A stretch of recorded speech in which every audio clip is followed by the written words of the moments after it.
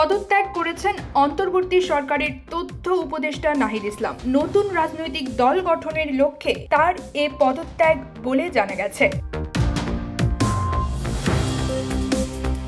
মঙ্গলবার 25 ফেব্রুয়ারি দুপুরে প্রধান উপদেষ্টার কার্যালয় সূত্রে এ তথ্য জানা গেছে।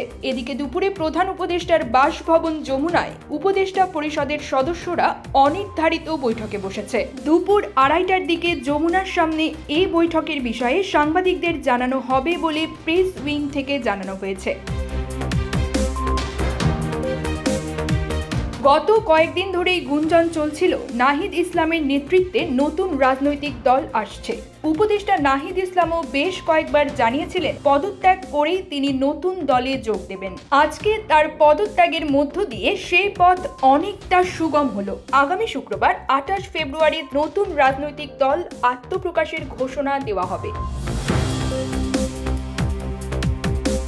রাজধানীর মানিকমিয়া অ্যাভিনিউয়ে সংবাদ সম্মেলনের মাধ্যমে জাতীয় নাগরিক কমিটি ও বৈষম্য বিরোধী ছাত্র আন্দোলনের উদ্যোগে নতুন রাজনৈতিক দলের আত্মপ্রকাশ ঘটবে। নতুন এ দলের নাম না জানা গেলেও এর নেতৃত্বে নাহিদ ইসলাম ও সদস্য সচিব আক্তার হোসেন থাকবেন বলে জানা গেছে।